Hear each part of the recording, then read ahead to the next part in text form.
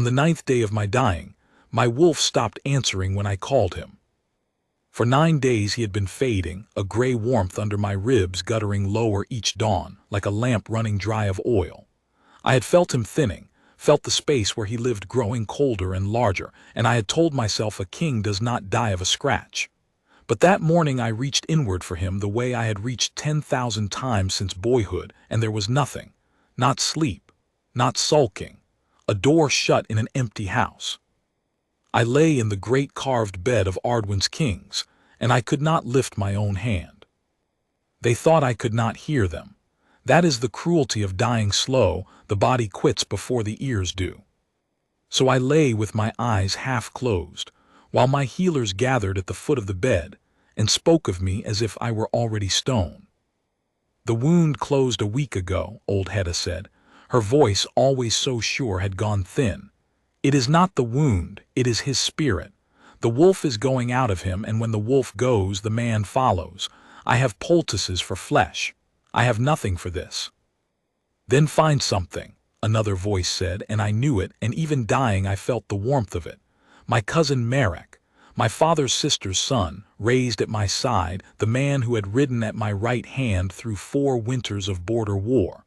Search the valleys. Bring healers from the coast, from the far holds. Offer them gold, offer them land. I do not care what it costs. My lord Marek, Hedda said gently, we have sent riders to every hold within 9 days. They have all come. They have all failed. Then send them further. A good man, I thought, from the far edge of my fading. A better man than I deserved for a cousin, fighting for me while I could not fight for myself. It shames me now to remember how his voice comforted me. But I will tell this true, all of it, even the parts that make a fool of me, because she would want it told true, and I have learned to want what she wants. The days blurred after that. I remember the smell of the hold, pine resin and hearth smoke, and the tallow of 100 candles they burned trying to keep me warm. I remember snow at the window, then no snow, then snow again. I remember my war captain Bram kneeling by the bed once with his big scarred hands folded, a man who had never prayed in his life, moving his lips over words he did not know. I remember thinking, without fear, that I would be the last of Ardwin's line, and that the hold would pass to Marek, and that this was not the worst ending a hold could have. I did not know then that a man was killing me. I did not know the wound had not been a border raider's blade at all. I knew nothing. I was a king who had never in his life been helpless, learning helplessness all at once, and I had no strength left even to be afraid. And then, on what must have been the 12th day or the 13th, I heard shouting at the gate. It came up faint through the stone, the way all the world came to me now, a captain's bark, a woman's answer, the stamp of feet on the cold yard. I would not have marked it at all except that my wolf, who had been silent as a shut grave for 4 days, gave one small stir. It was nothing, a flicker, the turn of a sleeper's head, but I had reached for him 1,000 times into nothing, and now a flicker, my whole failing body strained toward it. Below in the yard, Bram's voice.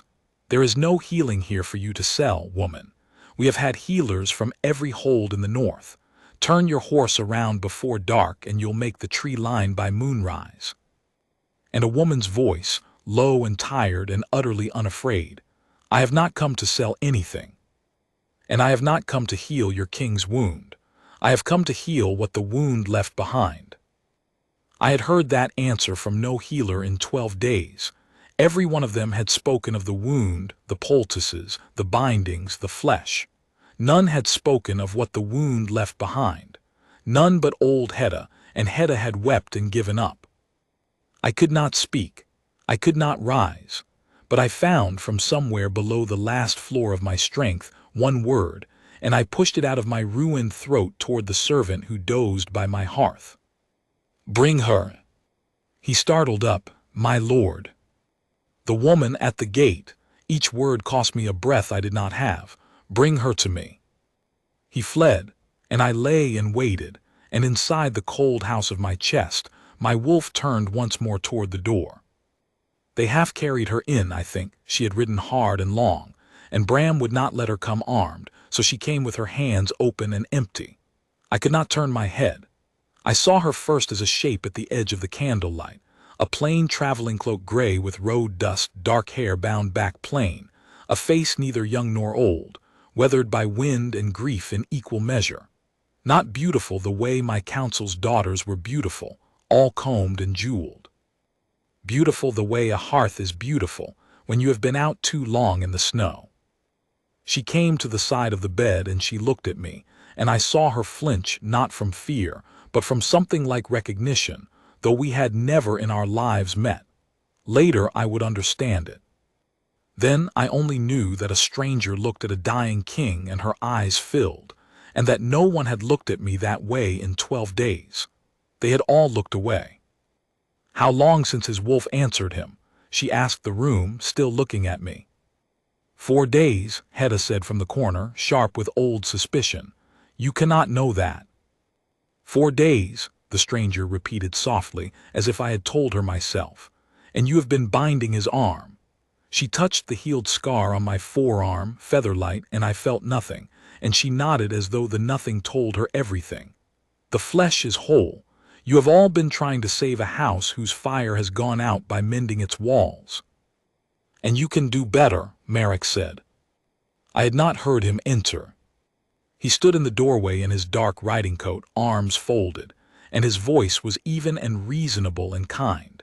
And for the first time in my life something in me, no, not in me, in my wolf, that flicker of gray warmth, drew back from my cousin's voice the way a hound draws back from a hand that has struck it before. I marked it and understood nothing. I was too far gone to understand, but she marked it too. I saw her eyes move to Merrick and then to me, and something in her went still and careful. I do not know if I can do better, she said. I know I would try a different thing. May I? She was asking me. Not Merrick, not Hedda, not the council waiting like crows beyond the door. Me, the dying man who could not lift his hand. She had asked no one's leave to save 100 lesser lives. I would learn later. She had walked into plague holds and birthing rooms and taken command like a general. But she asked my leave to touch me, because it was my body and my death and mine to give away or keep. I moved my hand, only my fingers. It was all I had, it was a yes. She drew a stool to the bedside and sat, and she did not reach for my arm or my brow or the healed wound. She laid her open palm flat on the center of my chest, over my heart, over the cold shut house where my wolf had gone to die. There you are, she murmured, not to me, to him. And the silence under my ribs broke. I have no better word for it, though I have searched years for one. For 12 days there had been a spreading quiet in me, a numbness like a limb slept on, and I had not known how total the quiet was until it broke. The way you do not know how long you have been in the dark until someone opens a shutter. Warmth came into me through her palm, not heat, not fire, but the particular warmth of a living thing near another living thing, and my wolf, 4 days silent, going out of me like a lamp, my wolf lifted his head. He lifted his head and he turned toward her hand, and he made, somewhere in the ruin of my chest, a sound I felt more than heard, low and broken and glad, the sound a dog makes when the one it has waited for all day comes at last through the door. She gasped. Her hand jerked as though she'd touched a coal, but she did not take it away. She pressed it flatter, harder, and I saw her own eyes go wide and wet. And I understood, in the small clear space that had opened in me, that whatever had just happened had happened to us both. Oh, she said, just that, oh. Across the room Hedda had risen from her stool. Merrick had not moved from the doorway, but his arms had come unfolded, and his face, for one instant, before he mastered it, his face was not the face of a man watching his cousin be saved. What did you do? Bram breathed. The stranger did not answer him.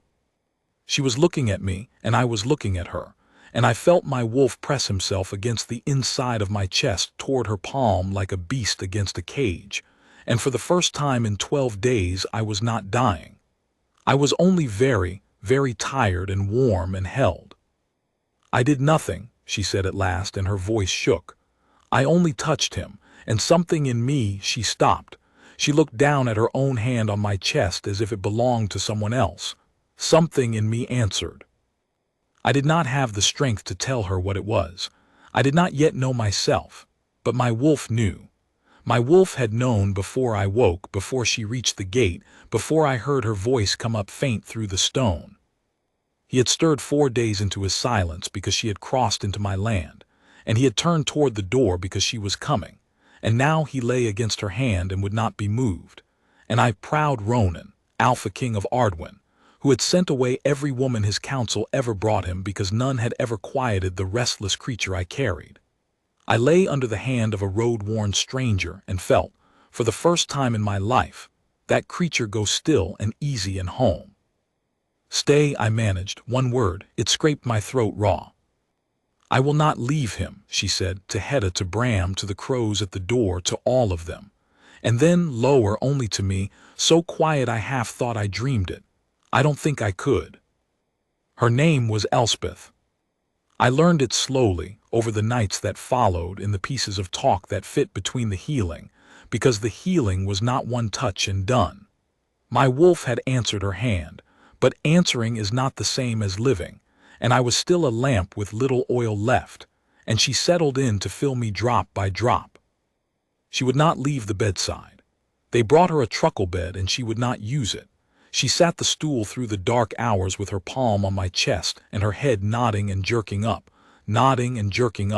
and each time the warmth in me thinned she would rouse and press her hand flatter and murmur to the wolf under my ribs until he lifted his head again, and the warmth spread back. By the second night I could turn my head. By the third I could hold a cup. By the fourth I could sit against the bolsters and look at her properly in the gray windowlight. And what I saw was a woman worn to the bone, with sitting up for a stranger. "You have to sleep," I told her. My voice had come most of the way back. "You will kill yourself keeping me alive." "Kings," she said without opening her eyes, "always think the arithmetic runs their way." But she smiled when she said it, a tired, crooked smile, and my wolf turned over in me at the sight of it, pleased as a pup. "Why did you come?" I asked her. "The truth, not the answer you gave my captain." She was quiet a while. The fire ticked. Snow whispered at the glass. "I was on the road when I heard the King of Ardwin was dying of a wound that would not truly close," she said. "Riders passing the other way said no healer could reach him, that the flesh was whole and the man was going out anyway, and no one knew why." She opened her eyes. "That is a thing my people knew how to reach.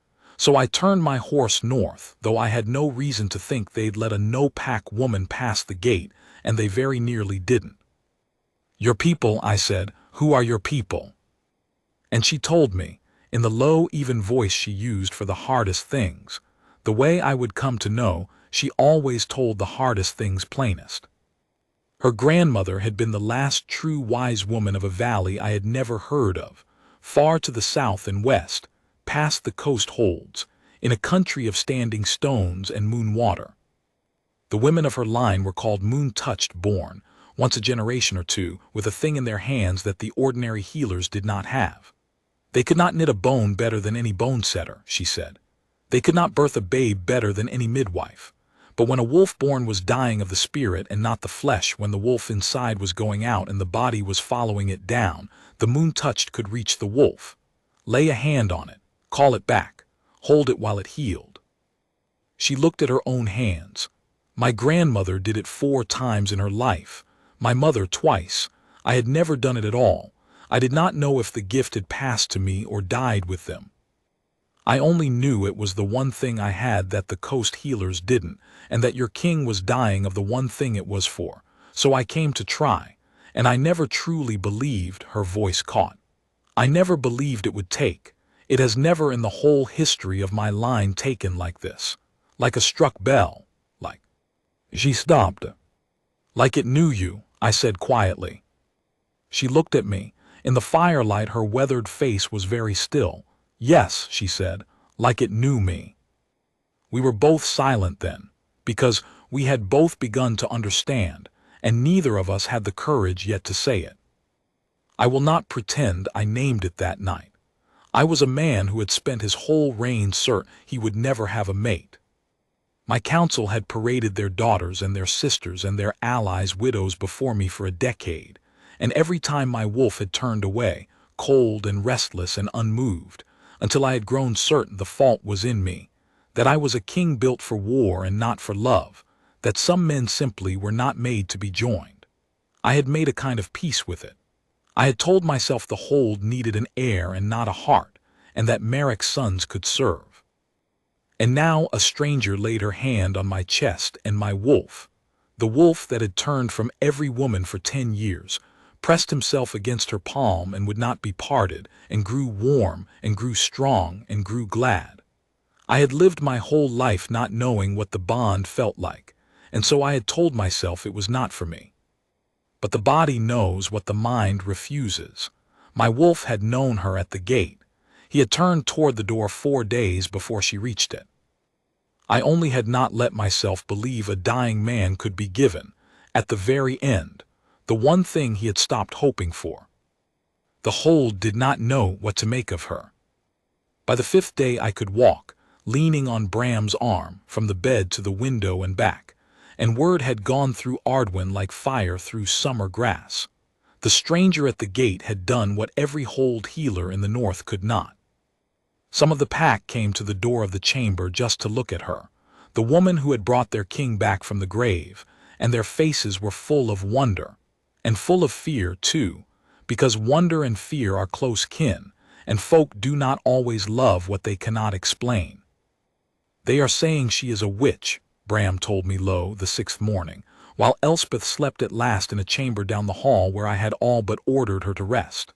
The younger ones, that no true healing works like that, that she put a spell on you, that a woman with no pack and no name who reaches a dying wolf-king through his chest is not a healer but a— He shook his big head. I do not believe it, my lord.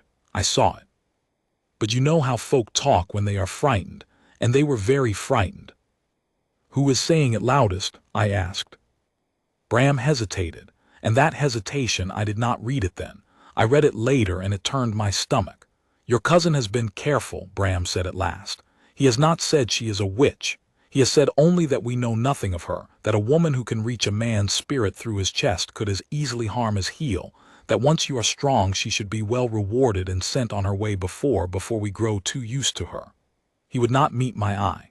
He speaks reason, my lord. It sounds like reason. It is only that he speaks it so often.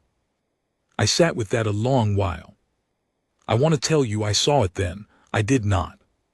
Merrick had ridden at my right hand for 4 winters. He had held my banner at the ford of Ash when I went down under 3 raiders and would have died there but for him. I loved him as a brother. If a man had come to me and said your cousin has poisoned you and now schemes to have your savior turned out before she can undo his work, I would have struck that man down. That is how well the poison was made, not the silverthorn in my blood, but the older poison of trust. That lets a man walk up smiling to the throne he means to take. But my wolf had drawn back from Merrick's voice in the first hour when I lay too far gone to notice. And now, strengthening day by day under Elspeth's hand, my wolf grew restless every time my cousin came near, a low, steady wariness I had never felt from him in all our years. I put it down to the wolf being new-woken and skittish. I was a fool. My wolf had known the hand that struck him. He had been trying to tell me since the first night, and I had not been able to hear. It was Elspeth who heard. She woke from her rest that 6th day changed, the deep gray exhaustion gone from under her eyes, some of the road washed out of her. She had bathed and put on a plain dress the housekeeper had found her, dark wool, high to the throat, and I remember I could not stop looking at her, and that my wolf turned lazy circles of contentment in my chest like a cat in the sun, and that I felt 15 years old and foolish and did not care. She came and sat by me at the window where the pale sun fell, and she took my forearm in both her hands, the arm with the scar, the wound that had started it all, and she went very still. "Tell me how this happened," she said. "The wound, tell me exactly." A border raid, I said. 3 weeks passed before the snows closed the passes. Reavers came down out of the eastern hills, they do, every autumn to take what they can before winter. We rode out to turn them. It was a small fight, hardly a fight at all. I took a blade across the arm in the thick of it, a scratch. It closed clean within days. I frowned. That is what has confounded everyone. The wound healed, and then the sickness came from nowhere, from a wound that was already whole. Elspeth turned my arm to the light. Her thumb moved slowly along the pale seam of the scar, and I watched her face, and I saw something in it that I did not like, a gathering stillness, a careful blankness, the face of a healer choosing her next words the way you choose your footing on ice. "Ronan," she said, the first time she had used my name, and even amid what came after I felt it go through me, "when the raider cut you, was it a raider? What else would it be? Did you see the man? Did you see the blade come? Or was it in the press, in the confusion, when you could not have said whose hand was near your arm?" The morning went cold around me. I made myself remember the ford, the mud, the shouting, the reaver I had my sword through, the shove and press of bodies, and yes, the sudden bright line of pain across my forearm from behind, from my own side, that I had turned and found no enemy near enough to have made. I had thought nothing of it. A man does not tally every hand in a melee. "Why," I said, and my voice had gone quiet and dangerous, "do you ask me that?" She let go of my arm. She reached into the small, worn healer's satchel she carried and took out a folded square of waxed cloth, and she opened it in her lap, and inside was a pinch of dried root, dark and fibrous, and even from a hand's breadth away it smelled faintly, sweetly, wrongly of almonds and rot. "This is silverthorn," she said. "It grows in the moonwater bogs of my own country and nowhere within 9 days' ride of here. It is not a wound poison. It does no harm at all to the flesh. A blade dressed with it will close as clean as any other. That is its whole cruelty. It goes past the flesh. It goes for the wolf. A wolf-born cut with a silverthorn blade will heal in his body and die in his spirit, slow, over days, with no wound to point to and no sickness to name. His wolf simply goes out. And every healer in the world will bind his whole flesh and watch him die and never know why." She folded the cloth again with steady hands. "I knew the moment I laid my palm on your chest. I have smelled it my whole life. Someone did not cut you in a border raid, Ronan. Someone put moonwater poison from my own country on a blade and reached across the press of your own men and drew it across your arm, and then stood at the foot of your bed for 12 days grieving very loudly while you died. The fire ticked, the snow whispered, somewhere below in the hold a door closed." "No," I said, "but I said it the way a man says it when he has already begun to believe." "Who profits?" she asked gently, relentlessly. "When the Alpha King of Ardwin dies of a scratch, with no heir of his body, who stands next to the throne?" I did not answer her. I did not have to. My wolf answered her, rising in me all at once with a low, deep growl I felt in my teeth, turning toward the door, toward the hall, toward the man who had held my banner at the ford of Ash and ridden at my right hand for 4 winters and drawn a poisoned blade across my arm in the one instant no one would ever see. "Merrick." I do not remember standing. I remember Elspeth's hands on my chest, pressing me back into the chair, her voice low and fierce. "Not yet. Ronan, look at me. Not yet. He tried to murder me. My voice did not sound like my own. He is trying still. He will not have her sent away because he fears the woman who has been quietly saving my life would just as quietly find the poison in me, which she has. He knows what she is. He has been afraid of exactly this since she rode through the gate. The rage in me was a cold and total thing, colder than the poison had been. I will go down, and I will." "You will do nothing," Elspeth said, "that you cannot prove." That stopped me. "You are not strong enough yet to face him wolf to wolf, and even if you were, think, Ronan. You are a king who was dying 6 days ago. If you come down the stair and accuse the cousin who nursed you before the whole hold, on the word of a stranger they are already whispering is a witch, how does that end? He will weep. He will be wounded. He will say the witch has poisoned your mind against the last of your own blood, and half the hold, frightened as they are, will believe him.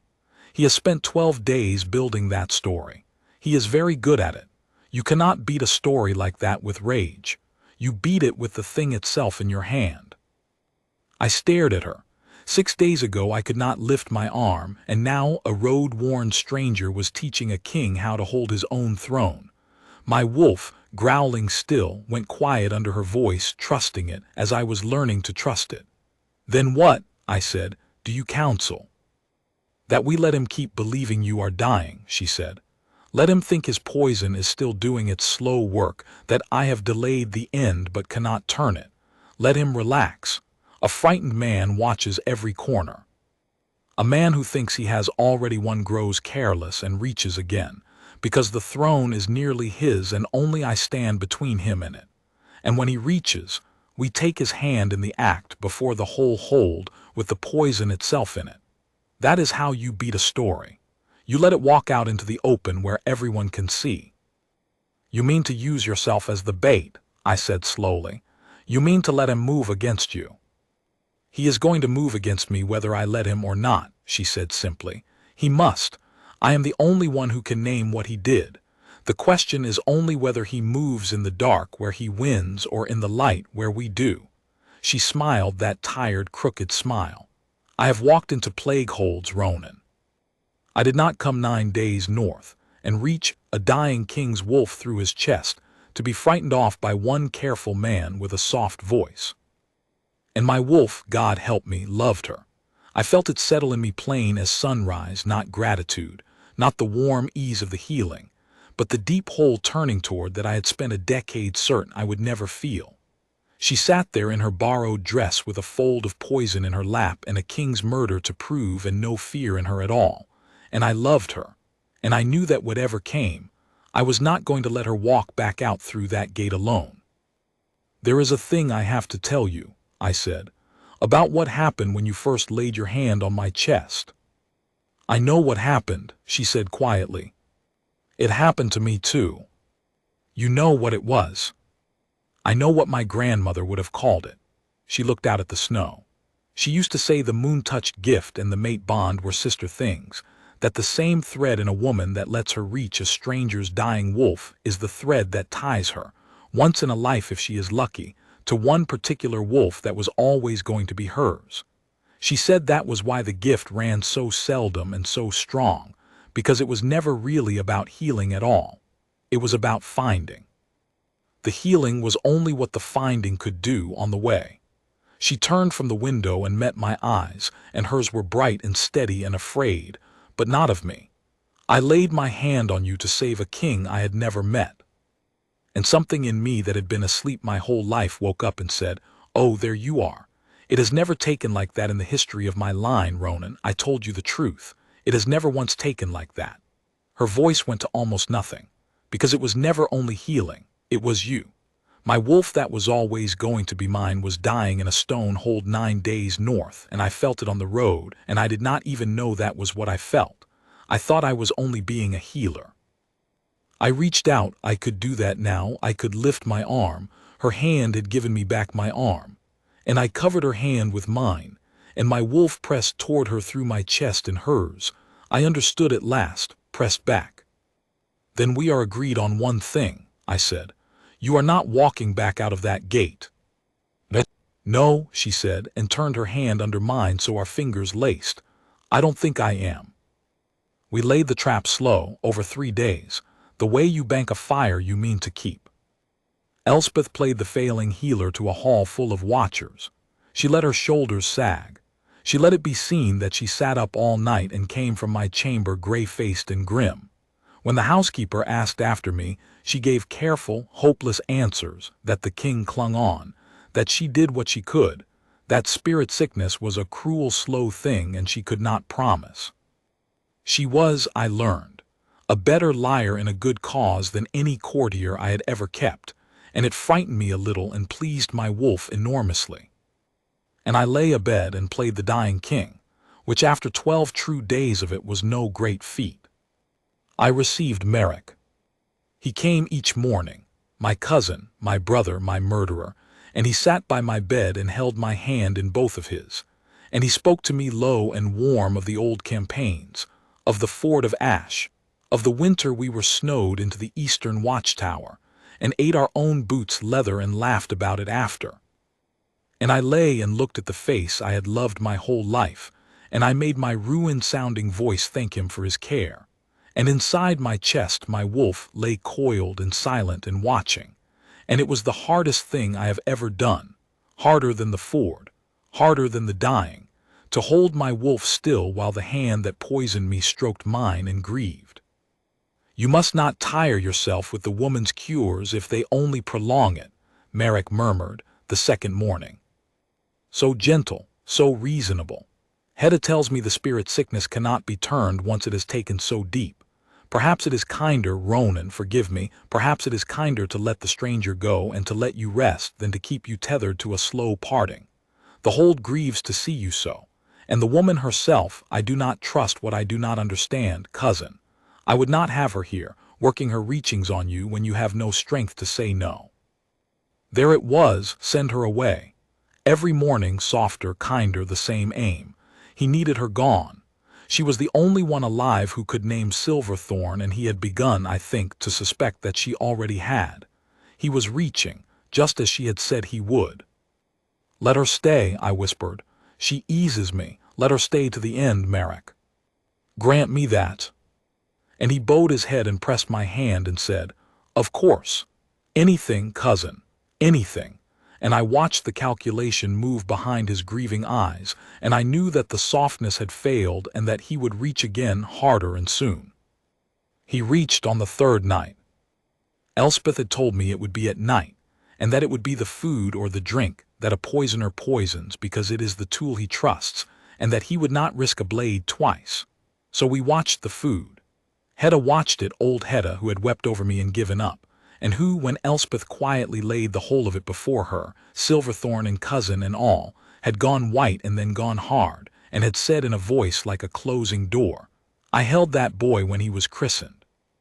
Give me something to do. So Hedda watched the king's food from the kitchen to the door, every dish, and Bram we had told too, because I would trust Bram with my soul. Bram set 2 men he trusted in the dark of the passage, and we waited.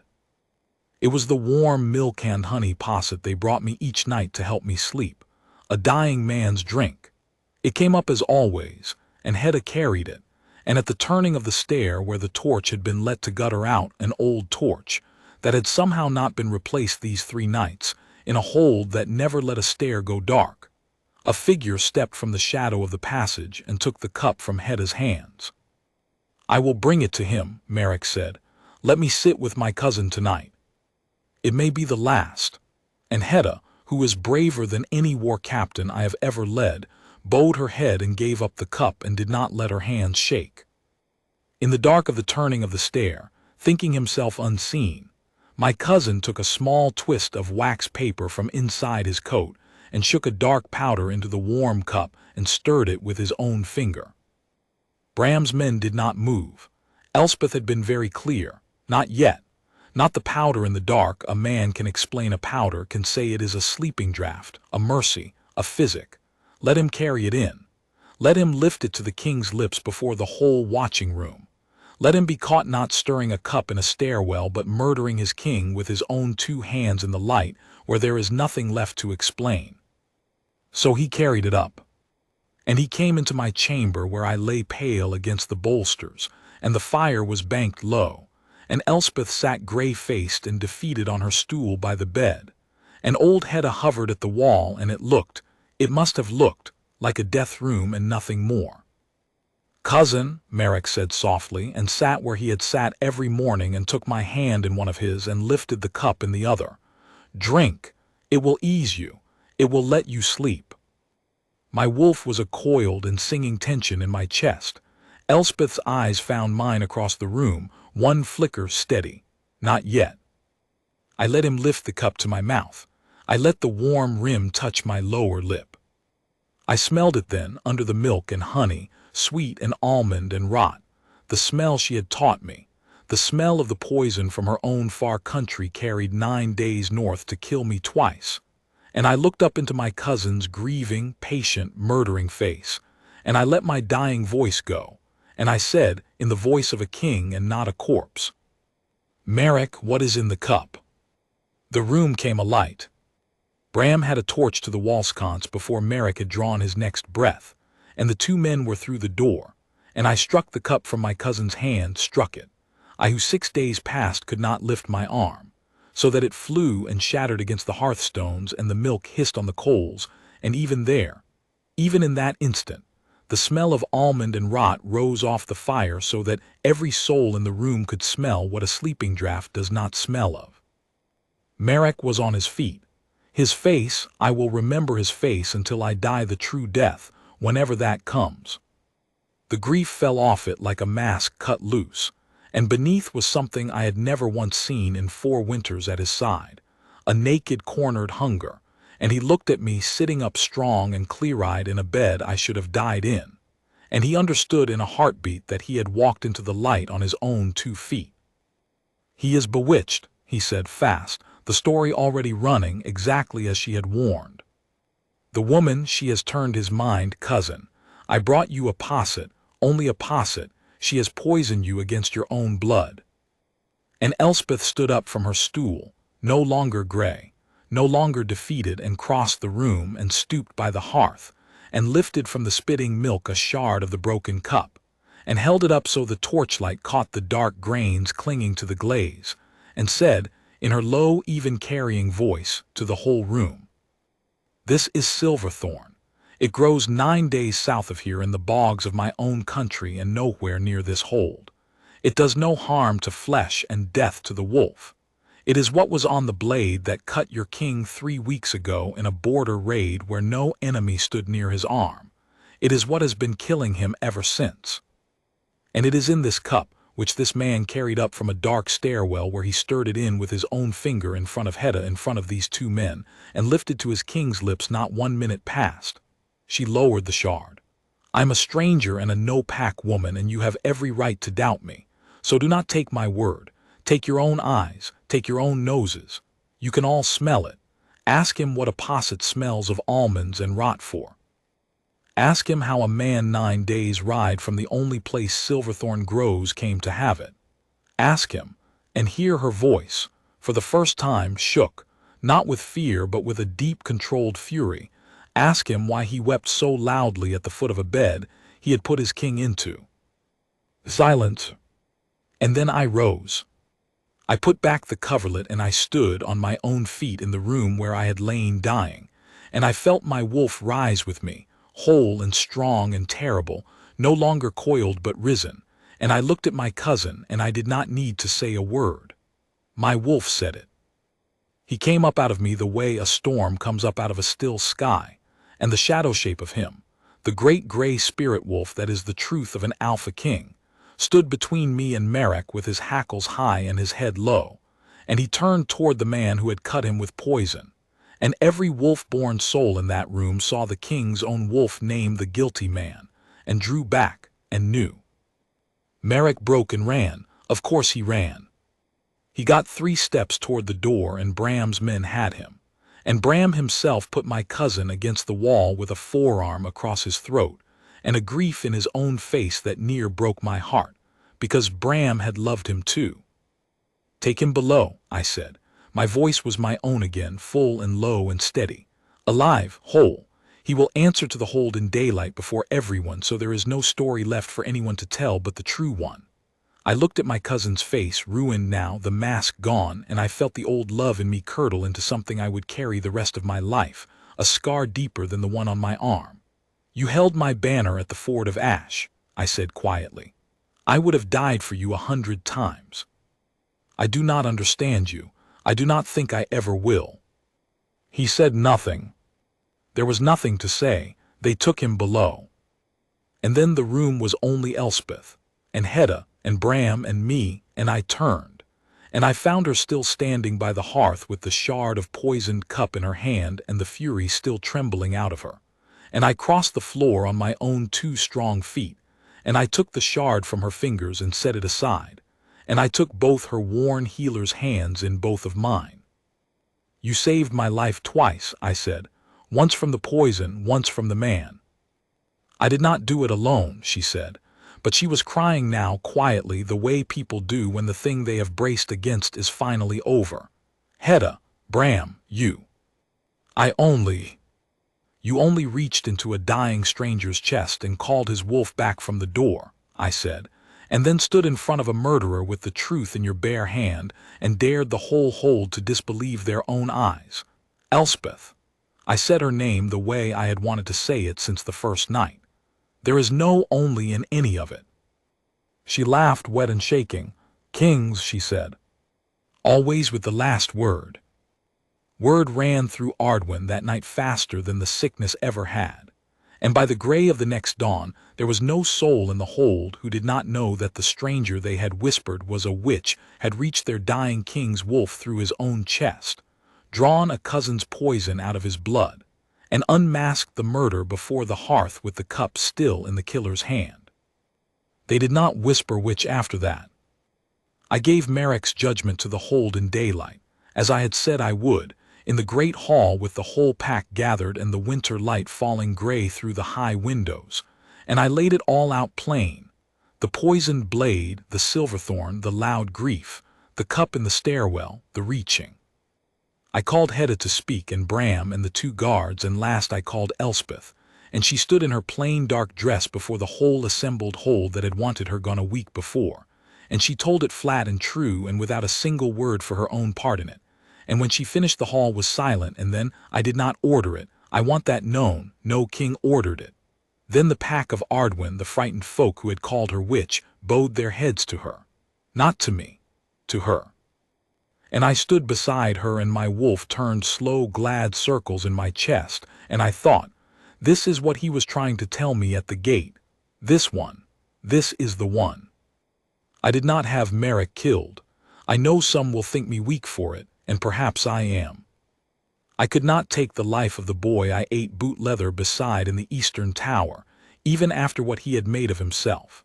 I sent him south under guard, stripped of name and place, to the coast holds, to be no one forever, in a country far from any throne, a punishment he told me to my face he would rather have died than suffer, which is how I knew it was the right one.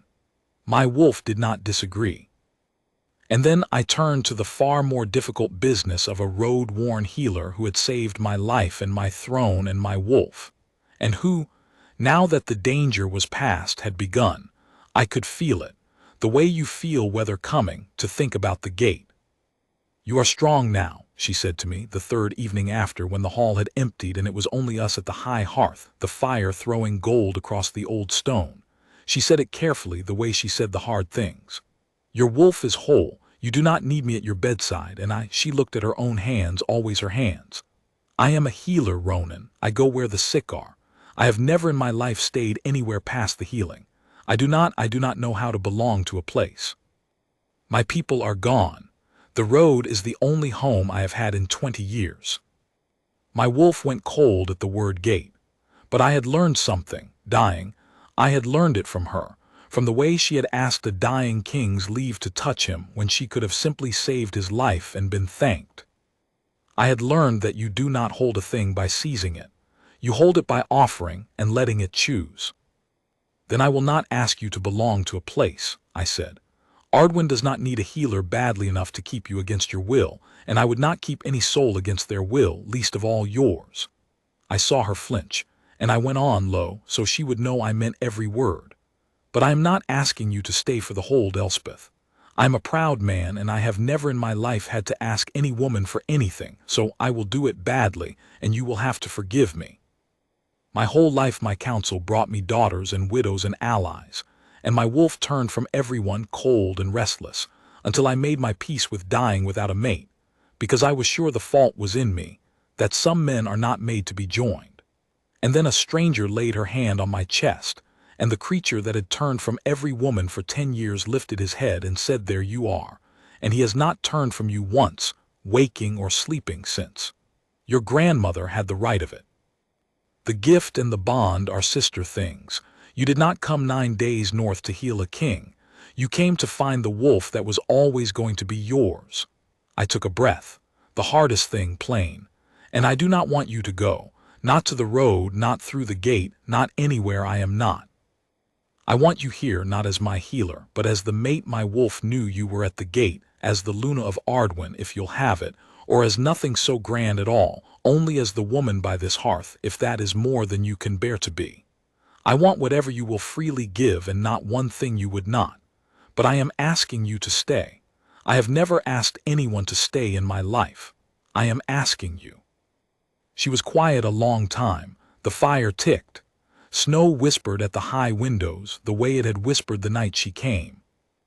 I have belonged to no one for 20 years, she said at last, very low, because there was no one my whole heart knew. I told myself I was made for the road, that I did not have it in me to stay. She lifted her eyes to mine, and they were bright and wet and no longer afraid. And then I laid my hand on a dying stranger's chest to do the one true thing my hands were for, and something in me that had slept my whole life woke up and said, there you are. And I have not been able to imagine leaving through that gate since, though I have tried 3 nights running, because a healer is supposed to move on, and I did not know how to be a woman who stays. Her voice broke and steadied. I was never made for the road, Ronan. I was made for the finding. I only had not found you yet. And she crossed the little space between us at the high hearth, and she laid her hand on my chest, over my heart, where she had laid it the first night to call my wolf back from the door. And this time there was no dying in it, no poison, no fear, only the warm, whole, strong turning toward of 2 things that had waited their whole lives without knowing it, finding each other at last by a winter fire.